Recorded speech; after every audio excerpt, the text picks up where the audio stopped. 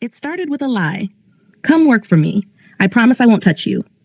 But Kang Jae-hyun, the Ghost King, Seoul's most feared executioner, touched her anyway. Not with his hands at first, but with his obsession, with his protection, with a promise that became a cage that became something neither of them could name. Lena was just a Nigerian waitress in the wrong place at the wrong time. She witnessed a murder. He was supposed to erase her. Instead, he kept her. Locked her in his penthouse, made her fall for the very danger she should have run from. In part 2, everything shattered. She was kidnapped, betrayed. She learned the truth. Jae-hyun was the monster who should have killed her the night they met. In part 3, the past exploded. She wasn't random. She wasn't nobody. Her family had been hiding her. Her aunt had been lying. And a voice on the phone called her little sister. A voice from a past she couldn't remember. In part 4, her brother came home. Elochukwu, the boy with the scar, the man who spent 20 years searching, surrounded them with an army and gave her an ultimatum. Come home in 24 hours or watch innocent people die, she agreed. One day to say goodbye. One day to find another way. One day before she belonged to the family that would never let her go. Now this is part 5, the finale, the end of running. The moment every lie comes to light. The moment Lena stops being saved and starts saving herself. If you've made it this far, you're part of something special. Hit that subscribe button right now. Turn on notifications, because what happens next will break you, shock you, and leave you breathless. New here? Go back. Watch parts 1 to 4. You need to know how we got here to understand how it ends. This is it. The moment everything ends or everything begins. Let's finish this story. The Hanok was too quiet. That was the first thing Lena noticed after Elochukwu and his guardians disappeared into the night. The suffocating silence that pressed down on her chest like a physical weight. No footsteps, no whispered conversations, just the sound of her own breathing and the faint crackle of the dying fire in the brazier. Jae-hyun sat across from her at the low table, his face cast in shadows by the flickering light. His injured shoulder was freshly bandaged. She'd changed the dressing after Elochukwu left, but she could see the way he held himself carefully, the way his jaw tightened with each breath. The infection was setting in. She could see it in the slight glaze of his eyes, the flush spreading across his pale skin. He was getting worse, and he was pretending he wasn't. 24 hours, Lena said, her voice barely above a whisper. It was the first thing either of them had said since her brother's ultimatum. That's all we have. It's enough. Jae-hyun's response was immediate, automatic, but she heard the thread of doubt woven through it. We'll find a way out. We always do. Do we? Lena looked at him, really looked at him, at the Ghost King who'd saved her more times than she could count, at the man who'd taken a bullet meant for her and was now slowly dying from the wound. Because from where I'm sitting, it looks like we're out of options. I go with Elochukwu, or people die. Those are the choices. Those are the choices they're giving us. Jae-hyun leaned forward, wincing at the movement. But we don't have to play by their rules. We never have. Their rules are the only thing keeping innocent people alive right now. Then we change the game. His eyes burned with that familiar intensity, the one that had terrified her in the beginning and now somehow anchored her. We find leverage. We find proof. We find something that makes your going home unnecessary. And if we can't? The question hung between them, heavy and terrible. Jae-hyun's expression didn't change, but Lena saw the moment of hesitation, the flicker of something that might have been fear or helplessness or both. Then I'll find a way to get you back. He said quietly, even if it takes the rest of my life, even if I have to burn down both families to do it, I will get you back. Lena's throat tightened. You can't promise that. Watch me. She wanted to believe him. God, she wanted to believe him so badly it hurt. But wanting something and having it were two different things, and she'd learned that lesson too many times in the past weeks. We need to know what we're up against, she said, forcing herself to focus. 24 hours. They had 24 hours to find a miracle. Elochukwu, the Eze family, this alliance they want me to complete. We need to understand what they really want. Sungho's already working on it. Jae-hyun pulled out his phone with his good hand, typing one-handed. I had him start digging the moment Elochukwu showed up with his terms. If there's anything in the digital records, financial transactions, communications, anything, he'll find it. As if summoned, Sungho appeared in the doorway, his laptop tucked under one arm, his face grim. Sir, you need to see this. They crowded around the laptop as Sung-ho pulled up file after file, encrypted documents he'd managed to crack, emails written in a mixture of Igbo and Korean, financial records that traced money across continents. The alliance isn't about peace, Sung-ho said, his fingers flying across the keyboard. It's about power, specifically something called the bloodline ritual. Lena's blood ran cold. What kind of ritual? Ancient, brutal, supposedly grants the family ancestral power by combining two powerful bloodlines through marriage. Sung-ho pulled up a scanned document, old, written in languages Lena only half understood. According to these records, the Ez family has been practicing this for generations. The heir marries someone from another powerful family, they consummate the marriage during a ceremony, and then he stopped, his face going pale. And then what? Jaehyun's voice was deadly quiet. And then the bride dies. Sung-ho looked at Lena, and she saw genuine fear in his eyes. The ritual requires her death to seal the power. They call it a willing sacrifice, but according to these records, none of the brides went willingly. They were all... He stopped again, shaking his head. Lena felt like the floor had dropped out from under her. My mother. Ran before they could complete it, Sung-ho confirmed. She found out what the ritual really meant. That's why she took you and disappeared. That's why your aunt hid you for 20 years. And now they want to finish what they started. Jaehyun's hands clenched into fists. Over my dead body. There's something else, Sung-ho said hesitantly. I found encrypted messages, sent from an account registered to Elochukwu. They're heavily coded, but I managed to decrypt a few. He pulled up the messages on screen. I found her, but I won't let them have her. Get the team ready. We move when she's in position. The family can't know. They'll kill us all if they find out. Lena stared at the words, her mind racing. He's planning something. Something against the family. He's planning a coup, Jaehyun said, reading between the lines. He's been gathering those guardians not to capture you, but to... A sound at the entrance cut him off. Every weapon in the room was drawn in an instant, Jaehyun moving to shield Lena despite the way his shoulder screamed in protest. But the figure that stepped through the doorway had his hands raised, empty and non-threatening. Elochukwu. Alone this time. No guardians. No army. Just her brother, looking exhausted and desperate, and somehow smaller without the tactical gear and masks of his followers. Don't shoot, he said quietly. I'm not here to take her. I'm here to save her. Jaehyun didn't lower his weapon. Give me one reason not to put a bullet in your head right now. Because I'm the only one who can help you keep her alive. Elochukwu's eyes found Lena's, and she saw something raw and painful in them. The family wants her for the ritual. They've been planning it since they found out she was in Korea.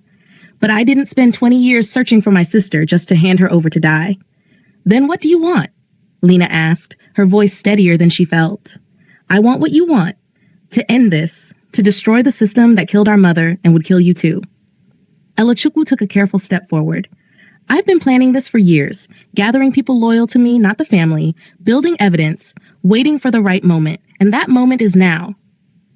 Why should we trust you? Jaehyun demanded. Because if I wanted her dead or captured, she already would be. I had 20 guardians at that factory. I could have taken her by force.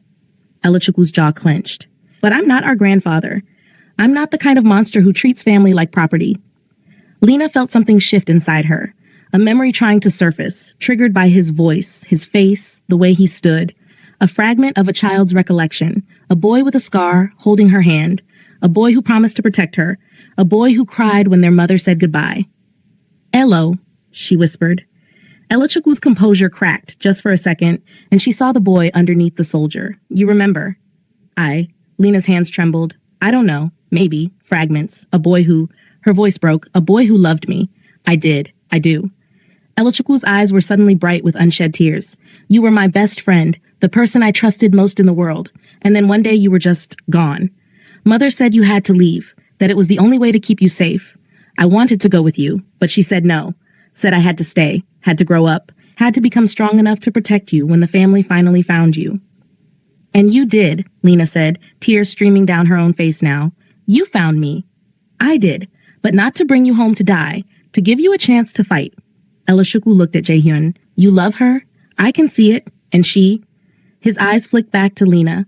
She loves you, even if she's too scared to say it. So let's work together. Let's end this so she can actually have a life instead of being a pawn in someone else's game. Jayan was quiet for a long moment, his weapon still trained on Elokuku, his eyes calculating every angle, every risk. Finally, slowly, he lowered the gun. You have until dawn, he said. Convince me you're not playing us, and we'll talk alliance. But if I find out you're lying, if you do anything to put her in more danger, there won't be enough pieces of you left to bury. Elochukwu nodded. Fair enough. They talked through the night. Elochukwu laid out everything, his network of loyal guardians, the evidence he'd been collecting, the weakness in the family structure that could be exploited. Jaehyun and Sungho cross-referenced every claim, verified every piece of information, looked for holes in the story, and slowly, impossibly, a plan began to form. We can't stop the ceremony, Elochukwu said, spreading maps and documents across the table. The family is too invested, too many people are watching. If we try to prevent it entirely, they'll just reschedule and increase security. So we let it happen, Jaehyun said grimly. We let it start, Elochukwu corrected. But we make sure it doesn't finish. We expose the ritual publicly, in front of everyone. Make it impossible for the family to continue the tradition without losing all credibility and power. How? Lena asked. With this. Elochukwu pulled out a small device, a recording chip, so tiny it could be hidden anywhere. You go to the ceremony as planned. You let them start the ritual. And you get our grandfather to confess everything on record. And if he won't? He will. He's arrogant, believes the tradition is sacred, untouchable. If you ask the right questions, if you play the willing heir who just wants to understand, he'll tell you everything. He'll want you to know what you're giving your life for. Lena's stomach turned. And while I'm doing that, where will you be? Surrounding the ceremony with every guardian loyal to me. The moment you broadcast that recording, we move in. Arrest the grandfather. Dissolve the ritual. Force the family to reorganize under new leadership. Under your leadership, Jaehyun said. No. Elochukwu shook his head. I don't want it. Never have. But Lena, he looked at his sister. If you claim it, if you take leadership as the rightful heir, you could end this. Transform the family into something that doesn't require human sacrifice to function. I don't know anything about running a criminal organization, Lena said. Then learn, or better yet, dismantle it. Turn it into something legitimate. Use the power for good instead of death. Elochukwu's voice was fierce. Our mother couldn't escape it, but maybe you can transform it. The plan was insane, dangerous. 100 things could go wrong, but it was also the only chance they had. I'll need proof the recording is real, Lena said. Something I can show the families, the council, everyone watching, something they can't deny. We have it, Sungho said, pulling up another file. Your aunt. She's been in Seoul this whole time, and according to these records, she has documents, original ritual texts, proof of previous deaths, everything we'd need to corroborate your recording. Lena's heart clenched. My aunt is here? Has been for weeks, staying at a luxury hotel in Gangnam. Someone's been funding her stay, probably the family. Sungho looked grim. She brought you here, Lena. She was part of this. Then we need to talk to her, Jaehyun said. Now, before she disappears or warns the family. The hotel was too nice for someone who'd been hiding. That was Lena's first thought as they pulled up to the luxury building in Gangnam, all glass and steel and money, the kind of place that catered to people who wanted to disappear in plain sight behind wealth and anonymity. Her aunt had always lived modestly in Lagos. The fact that she was staying here, funded by mysterious sources, confirmed what Lena had been trying not to believe. Chioma Okafor had been part of this all along. They went up in silence.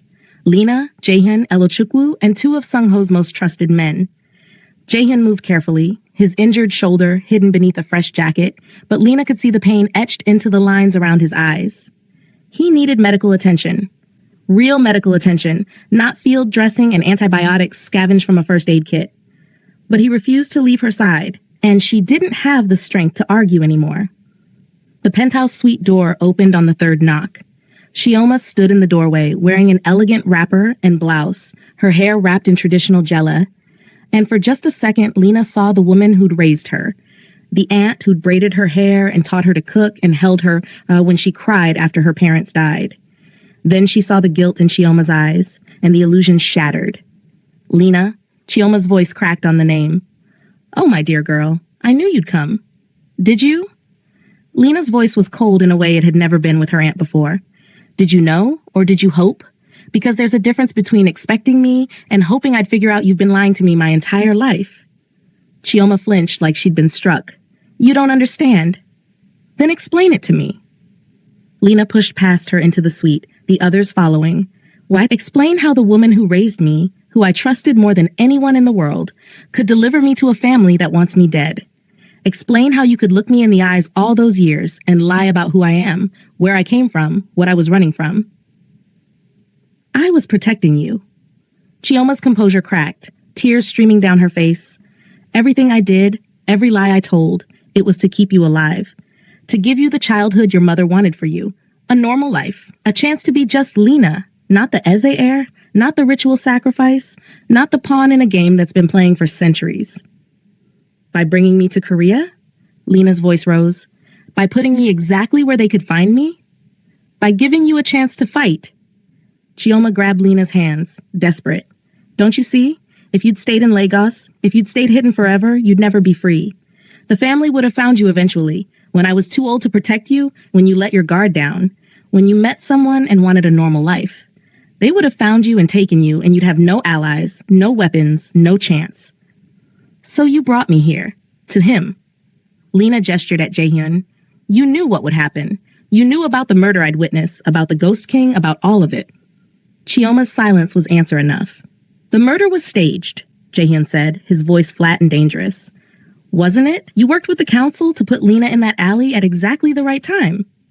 Not me, Chioma said quickly. The family. They have people everywhere. They knew if Lena witnessed a crime, she'd be pulled into the underworld legally. The council would have jurisdiction, and once she was in that world, she looked at Jaehyun. They knew about you, knew the Ghost King would either kill her quickly or keep her. Either way, she'd be accessible. You used me, Lena whispered. You used him. You used all of us. I gave you tools. Chioma's voice was fierce now. I put you with the one man in Korea dangerous enough to protect you. I made sure Elochukwu knew where you were so he could watch over you.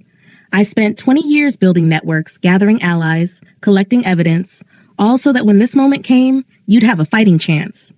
She moved to a safe hidden behind a painting. Inputting a code with shaking hands, the door swung open, revealing stacks of documents, USB drives, photographs. This is everything, Chioma said, pulling out folder after folder. Original ritual texts showing the bride must die. Financial records proving the family has been murdering women for generations. Testimonies from people who escaped. Medical reports on previous willing sacrifices showing they were drugged, coerced, or both. DNA evidence connecting the family to unsolved disappearances across 3 continents. She spread it all across the table. 20 years of careful collection, of dangerous investigation, of preparing for this exact moment. Your mother made me promise, Chioma said, her voice breaking. Before she died, before the family caught up with her, she made me swear that if they ever found you, I'd give you the weapons to destroy them. Not to run again, not to hide, but to burn the whole thing down so no other girl would be sacrificed to tradition and power and lies. Lena stared at the evidence, her mind reeling. My mother is dead? The question came out small, broken, and Chioma's face crumpled. The car accident wasn't an accident, she said softly. The family found her, found both your parents. They died protecting you, keeping the family from learning where you were. I only survived because they thought I was nobody, just a distant relative raising an orphan. By the time they realized I knew where you were already here, already visible, and killing me would have brought attention they didn't want. The room spun. Lena grabbed the edge of the table to steady herself. Her parents, murdered. Not an accident, not bad luck. Murdered because they'd run from this family, because they'd chosen her life over tradition. Jaehyun was at her side instantly, his good hand on her back, grounding her. Breathe? Just breathe. They killed them, Lena gasped. They killed my parents and I never knew. I spent years thinking it was just random, just bad luck. But they were murdered and nobody told me and I... You were 15, Chioma said, tears streaming down her face. What was I supposed to tell you? That your family was being hunted? That you were next? That every day you went to school or smiled or lived your life, killers were searching for you? I gave you normalcy as long as I could. I gave you the childhood your mother died to protect. Elochukwu stepped forward, his voice gentle. She also gave you me. She made sure I knew where you were, made sure I could find you when the time came. Not to capture you, but to save you. Everyone keeps saying they're saving me, Lena said, her voice hollow, but it feels like everyone's just using me, moving me around like a chess piece, making decisions about my life without asking what I want. Then tell us. Jaehyun's voice was soft but firm. What do you want, Lena? She looked at him, at the ghost king who'd become so much more, at the man who'd taken a bullet for her, who was standing here injured and feverish because he refused to leave her unprotected, at the person who'd given her more choice than anyone else in this nightmare, even when those choices were terrible. I want it to end, she whispered. I want them to stop. Her voice broke. I want to go back to when I was just a waitress, and you were just a customer, and none of this was real. We can't go back, Jaehyun said. But we can go forward. We can end this so thoroughly that no one, not the Ezi family, not the Korean syndicate, not anyone, can ever use you like this again. How? With this. He gestured to the evidence Chioma had gathered. We go to the ceremony, you wear a wire, you get your grandfather to confess everything on record, and then we broadcast it to everyone, every family member, every syndicate leader, every person who's been complicit in this tradition. We expose it so completely that the ritual dies. Not just for you, for everyone. Lena looked at the documents spread across the table. 20 years of her aunt's life compiled into evidence that could destroy a family. Her family, her blood. If I do this, she said slowly, if I expose them, there's no going back. I can never be just Lena again. I'll always be the Eze heir who betrayed her own family. Or, Elashukwu said quietly, you'll be the Eze heir who saved it, who transformed it into something that doesn't require death to maintain power, who gave the next generation a chance to choose their own lives. Lena closed her eyes, feeling the weight of impossible choices pressing down on her. Behind her eyelids, she saw her mother running, saw her father protecting her, saw 15 years of normal life that had been bought with their blood. She opened her eyes. Show me how to work the wire, she said. And teach me everything I need to know about this ritual, because if I'm walking into that ceremony, I'm walking in prepared to burn it all down. The next 18 hours passed in a blur of preparation. Chioma taught Lena the ritual structure, the traditional garments, the ceremonial words, the moments when the grandfather would be most vulnerable to revealing truths. Elashukwu drilled her on family politics, teaching her which members were loyal to the grandfather and which might be swayed. Sung-ho fitted her with the recording device, so small it could be sewn into the lining of her ceremonial dress, completely invisible. And Jaehyun watched her with eyes that said everything he couldn't put into words. He was getting worse. The fever was higher now, the infection spreading despite the antibiotics. He needed real medical care. But he refused to leave, refused to miss a moment of her preparation, refused to let her face this alone. When dawn broke on the day of the ceremony, Lena found him standing by the window, looking out at Seoul as it woke. He'd changed into fresh clothes, all black as always, and she could see the careful way he held his injured shoulder. You should be resting, she said softly. I'll rest when you're safe. He didn't turn around. I'll rest when this is over and you're free, and I know no one's coming for you anymore. Jaehyun, do you remember the first time I saw you? He turned now, and the intensity in his eyes made her breath catch. In that alley, you were running and terrified, and you should have been easy to eliminate. That's what I told myself. Just another witness, just another problem to solve. But then you looked at me, and I saw. He stopped, struggling with words. I saw someone who didn't know she was supposed to be afraid of the Ghost King. Someone who looked at me like I was just a man, and I couldn't do it. Couldn't be the monster everyone needed me to be. Not with you. You were never a monster, Lena said. I was. I am. His voice was rough. I've killed people, Lena. Done things that would horrify you if you knew the full extent. I'm not a good man. I'm not someone you should. He stopped again, jaw clenching. Should what? Should love. The words came out broken. Should care about. Should risk your life trying to save. Lena crossed to him, standing close enough to feel his warmth. What if I do anyway? Then you're a fool. But his hand came up, cupping her cheek, his thumb brushing across her skin with devastating gentleness.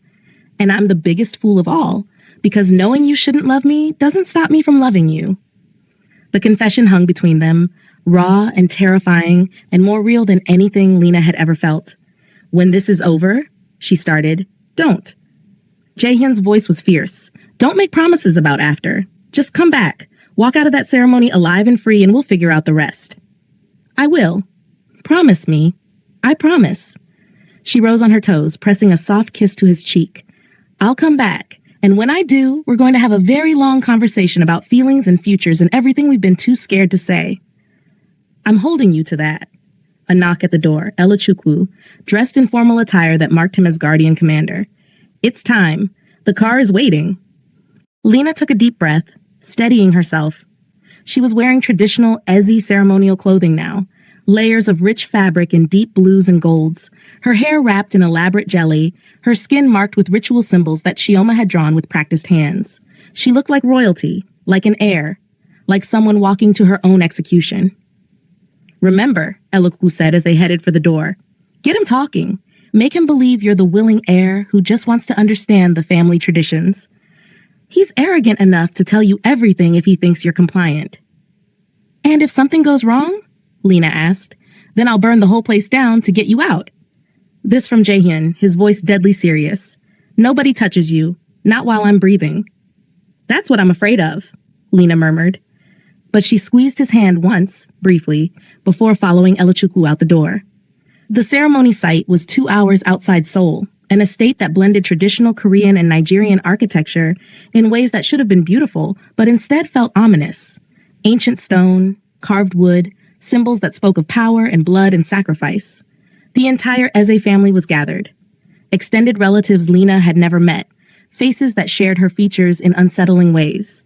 The Korean syndicate leadership stood in formal rows, cold and calculating. And at the center of it all, seated on an elevated platform like a king, was the man Lena had never met but who haunted all her nightmares. Her grandfather, the patriarch, the monster.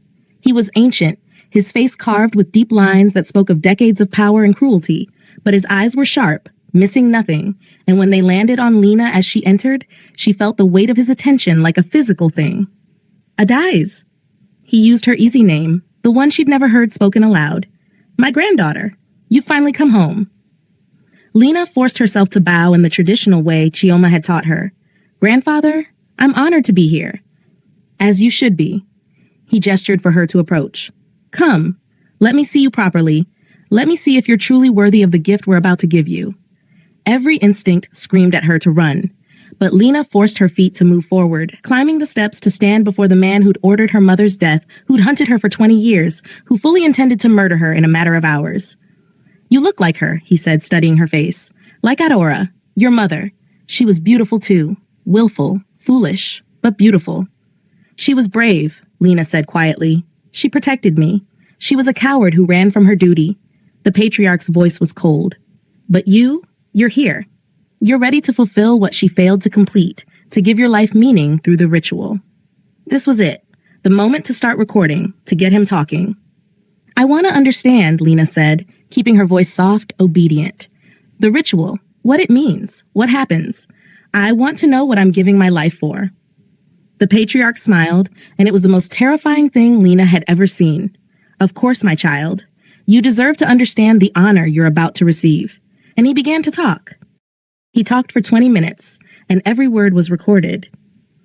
The patriarch explained the ritual with the pride of someone describing a masterpiece, how the Ez family had practiced this for 8 generations, how each bride's death sealed power into the family bloodline, how it was an honor to be chosen, how Lena should feel grateful for the opportunity to give her life meaning. He described previous brides in detail, their names, their families, how they'd been prepared. How some had gone willingly, drugged into compliance with traditional herbs that made them pliant and accepting. How others had fought and been restrained.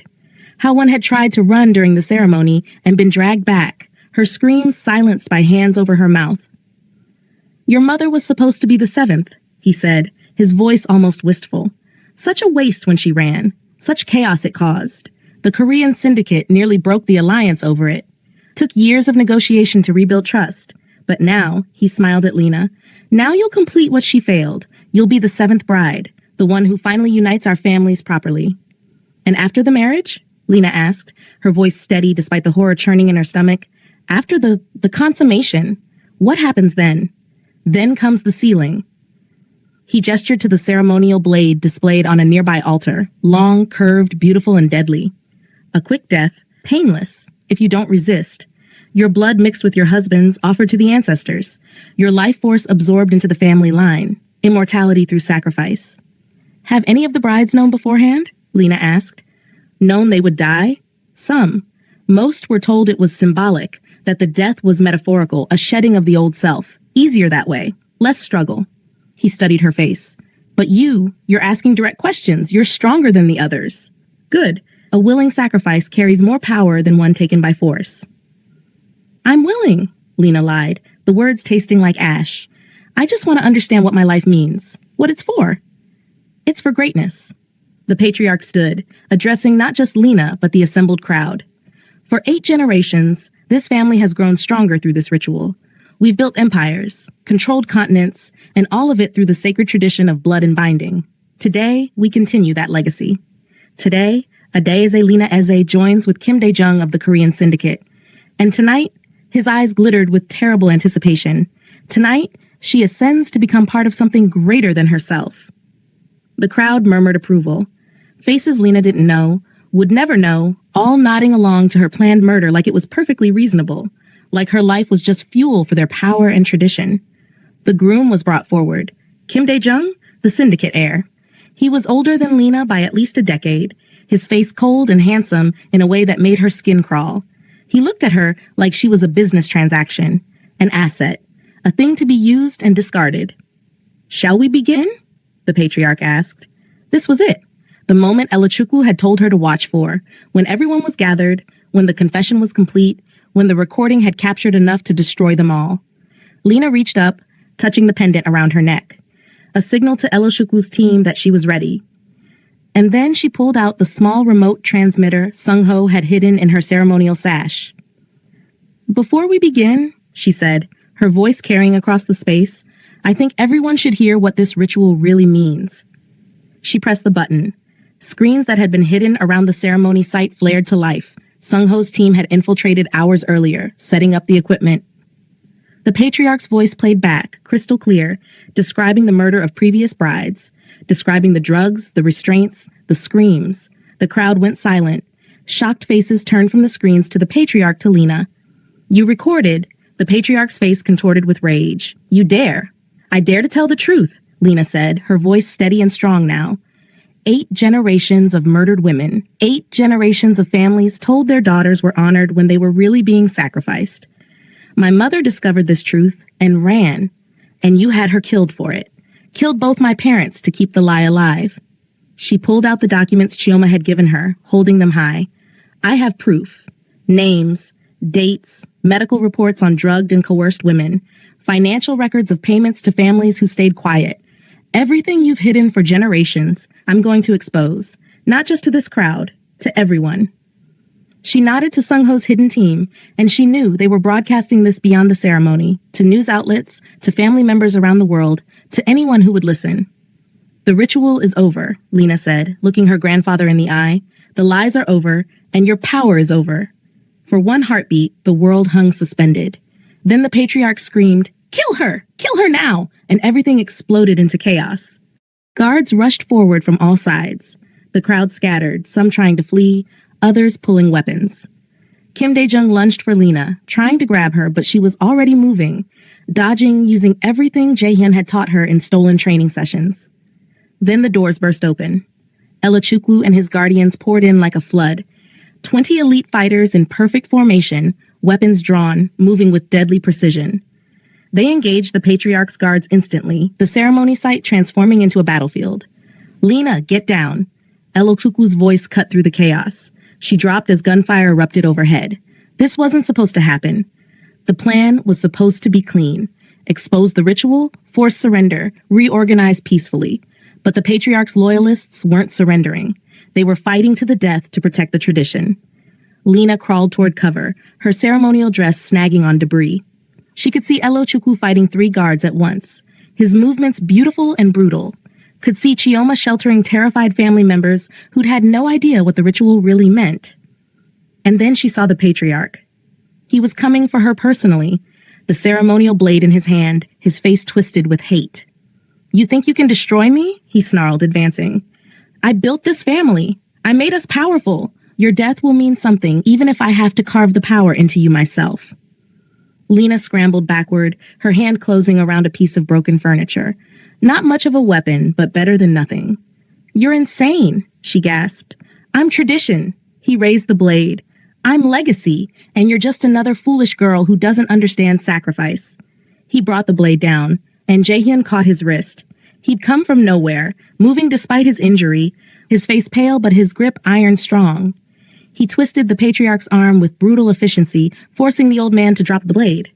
You don't touch her, Jaehyun growled. You don't get close to her.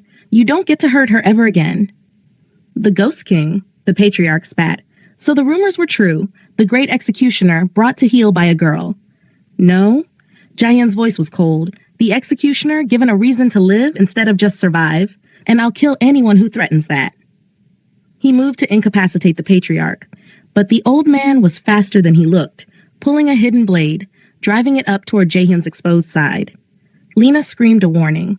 Jaehyun twisted, but he was already weakened from his shoulder wound. The blade found flesh sliding between his ribs, and she watched his face go white with shock and pain. But he didn't let go. Even as he bled, even as his legs buckled, he held the patriarch in place. Ella Chukwu.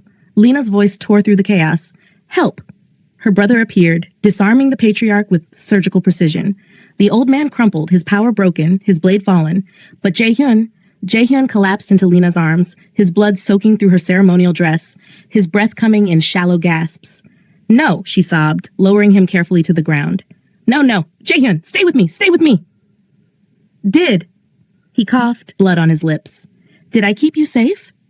You did, you idiot, but you can't die.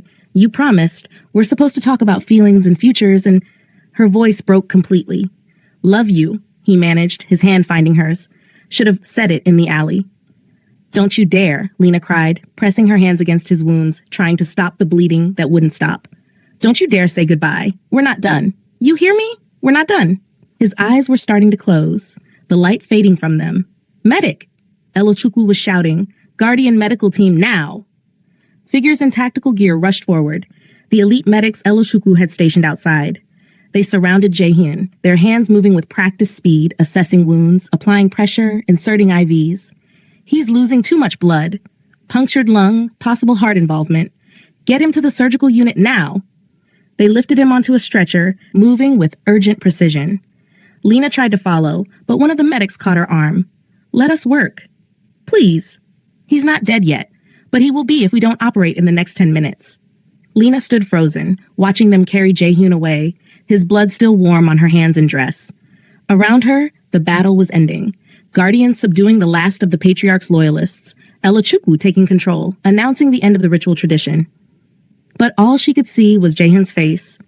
All she could hear was his voice saying he loved her like it was a confession and a goodbye all at once. The surgery took 6 hours. Lena sat in a hallway outside the Guardian Medical Facility, a hidden compound an hour from Seoul, equipped with technology that rivaled any hospital. She was still wearing the ceremonial dress, still covered in blood, still unable to process anything except the need to know if he was alive. Ella Chukwu sat beside her, silent and solid. Chioma brought her tea she didn't drink. Sungho updated her on the aftermath. The patriarch arrested, the syndicate leadership fleeing, the ritual tradition publicly destroyed. Lena heard none of it, just waited. When the surgeon finally emerged, Lena was on her feet before he'd fully opened the door. He's alive, the surgeon said, and Lena's legs nearly gave out with relief. Barely. The blade missed his heart by centimeters. We repaired the lung damage, stopped the internal bleeding. But between this injury and the infected shoulder wound, his body's been through trauma most people don't survive. The next 48 hours are critical. Can I see him? He's unconscious. Will be for a while. But, yes, room 3. Lena ran. Jaehyun lay in a hospital bed. So still he looked like a corpse, except for the steady rise and fall of his chest. Tubes and wires connected him to machines that beeped rhythmically, monitoring every heartbeat, every breath. His skin was too pale, his features too sharp without the animation of consciousness. But he was alive. He was breathing. His heart was beating. Lena pulled a chair close, taking his hand carefully, mindful of the IV line, and pressed it to her cheek. You're not allowed to die, she whispered. You hear me? I forbid it. We have a conversation to finish about feelings and futures and all the things we've been too scared to say. So you're going to wake up. You're going to heal. And then you're going to take me on a real date. Somewhere normal. Somewhere with no danger or families or rituals. Just us. Okay?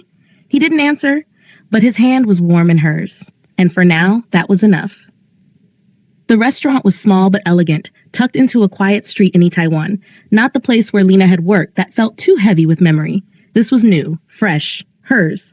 She'd named it Adeze, her Eza name, reclaimed, not as a burden but as a choice, a reminder that she'd taken her identity back, made it her own, transformed it into something that fed people instead of consuming them. The Eze family had fractured after the patriarch's arrest. Some members tried to hold on to the old ways. Others, led quietly by Elachukwu and Lena, had begun the long process of legitimization, turning criminal enterprises into legal businesses, dissolving the violent elements, freeing people trapped in obligation. It wasn't perfect. It wasn't even easy, but it was progress. Lena moved through the evening dinner rush with practiced ease, greeting regulars, making recommendations, laughing at jokes in a mix of Korean and Igbo. She wore her hair natural now, no more hiding, no more pretending to be smaller than she was. When the last customer left and the staff began closing, she retreated to her small office to handle paperwork. She was so focused on invoices that she didn't hear the door open behind her. Working late? Lena spun, her heart leaping. Jaehyun stood in the doorway, looking healthier than he had in months. The scars were still there, visible when he moved in certain ways, a permanent reminder of what he'd survived. But he was whole, alive, smiling at her with that half smile that still made her breath catch. "You're supposed to be resting," she said, standing. "I've been resting for 6 months. I'm bored." He crossed to her, moving carefully but confidently. "Besides, someone told me this restaurant has the best jollof rice in Seoul. Thought I should try it." "Did they?" Lena felt herself smiling despite everything. "And who told you that?" "A very persistent brother who keeps calling to check if I'm taking proper care of his sister." Lena laughed. Elachukwu had appointed himself guardian of both their recoveries, physical and emotional. He called weekly, visited monthly, and was slowly becoming the family she'd always wanted. "The kitchen's closed," she said. "That's too bad." Jaehyun stepped closer, "Because I was really hoping to get that date you promised me. Somewhere normal, somewhere with no danger or families or rituals. Just us." Lena's throat tightened. "You remember that?" "I remember everything you said while I was unconscious. Every promise, every threat, every time you told me I wasn't allowed to die." His hand came up, cupping her face gently. "I heard you, Lena. All of it." "Then you know I meant it." "I do, which is why I'm here. Why I've been in recovery going crazy, because all I wanted was to be whole enough to come back to you properly." His thumb brushed across her cheek. "I'm not the Ghost King anymore. I'm not part of the council. I'm just me, whoever that is. But I'm here, and I'm asking, can we try this? The normal thing? The dating and talking and figuring out what we are when we're not running for our lives?" Lena felt tears prick her eyes, the good kind this time. "What if normal is boring? Then we'll figure out how to make it interesting." He smiled. "We're good at improvising." She laughed, and it felt like something breaking open in her chest, something that had been locked tight for months finally releasing. "Okay, yes, let's try normal." "There's just one problem," Jaehyun said, his voice dropping lower. "What's that?" "I promised I wouldn't touch you, and I've been very good about keeping that promise. But," his eyes searched hers, "I'd really like to break it now, if you'll let me." "You lied about that promise from the start," Lena said, stepping closer until they were nearly touching. "I did," he admitted. "I'm very good at lying." "Then lie to me one more time." She rose on her toes, her hands sliding around his neck, careful of his healing wounds. "Tell me this is a good idea." "This is a terrible idea." Jaehyun murmured against her lips. "The worst idea I've ever had. We're going to be complicated and messy and probably drive each other crazy." "Is that your version of lying?" "No." He smiled. "That's the truth. The lie is when I say I care about any of that. When the truth is, you're the best terrible idea I've ever had, and I'm never letting you go." He kissed her then, finally, properly, completely. Not in danger, not in darkness, not while running or hiding or fighting for survival. Just a kiss. Just them. Just the beginning of something that was theirs and theirs alone. When they finally broke apart, both breathing hard, Lena kept her arms around him. "So," she said, "about that date. I was thinking something low-key. Dinner, a movie maybe. Very normal. Sounds perfect. There's just one thing." "What?" Jaehyun's smile turned mischievous. "I still don't know how to be normal. You might have to teach me. Deal. Lena grinned. As long as you teach me how to run a reformed criminal empire without accidentally starting a war. I think we can manage that. They stood there in her small office, surrounded by invoices and the smell of cooking spices and the quiet peace of a normal life earned through impossible choices. Neither of them was the same person they'd been in that alley months ago. Neither of them ever would be. But they were here. They were whole. They were free. And for the first time since this whole nightmare began, that was enough. 1 year later, the house was neither Nigerian nor Korean. It was theirs. Set in the mountains outside Seoul, it blended elements of both their worlds with things that were uniquely them. Traditional architecture with modern security. A kitchen big enough for Lena to cook for the family gatherings. Elochukwu insisted on hosting monthly. A study where Jaehyun consulted on security for businesses transitioning out of the underworld. They'd built a life. Not perfect. Not without scars, physical and emotional, but real, honest, theirs. Lena stood on the deck, watching the sunset over Seoul in the distance, and felt Jaehyun's arms slip around her waist from behind. Penny for your thoughts? He murmured against her neck. Just thinking about how far we've come. She leaned back against him, comfortable in his embrace. A year ago, I was a waitress who'd witnessed a murder. Now She paused, considering. What am I now? Mine, Jaehyun said simply, and yours, and free to be whoever you choose to be. I like that answer. I know. That's why I said it. She turned in his arms, looking up at him. The scars were still there. His from the patriarch's blade, hers more emotional but no less real. But they'd healed together, learned together, built something neither of them had thought possible. Do you ever regret it? She asked. Giving up the Ghost King, the power, all of it. Every day, he said, and when she tensed, he smiled. I regret that it took me so long to realize none of that mattered, that the only thing worth keeping was you. Smooth talker. I learned from the best. He kissed her forehead.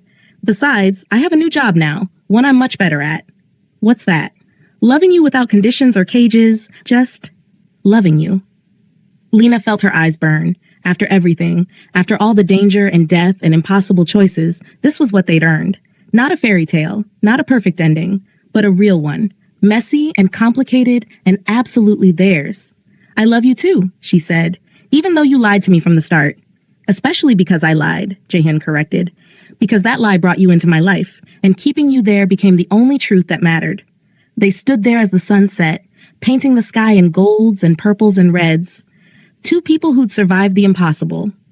Two people who'd chosen each other despite every reason not to. Two people who'd learned that freedom wasn't about escaping your past. It was about choosing your future. And they chose this. Chose each other. Chose the life they built together from the ashes of everything they destroyed. It was enough. It was everything. It was theirs. Lena never went back to being just a waitress. She became the queen of her own life. Jaehyun never went back to being the Ghost King. He became the man who loved freely instead of feared. And Elochukwu finally brought his sister home, not to a family that would cage her, but to a future where she could fly. Sometimes the best endings aren't about winning. They're about surviving, growing, choosing, and learning that you're never just one thing. You're everything you decide to become. And that is where their story ends. The waitress who witnessed too much became the woman who changed everything. The Ghost King who promised not to touch her became the man who couldn't imagine life without her. And the brother who searched for 20 years finally brought his sister home, not to a cage, but to freedom. This is the end of Lena and Jaehyun's journey. 5 parts. From that first lie in a restaurant to this truth on a mountain. From captivity to freedom. From surviving to living. Thank you for being here from part 1 to part 5. For every comment, every like, every theory, every moment you believed in them when they couldn't believe in themselves. If this story moved you, hit that like button right now.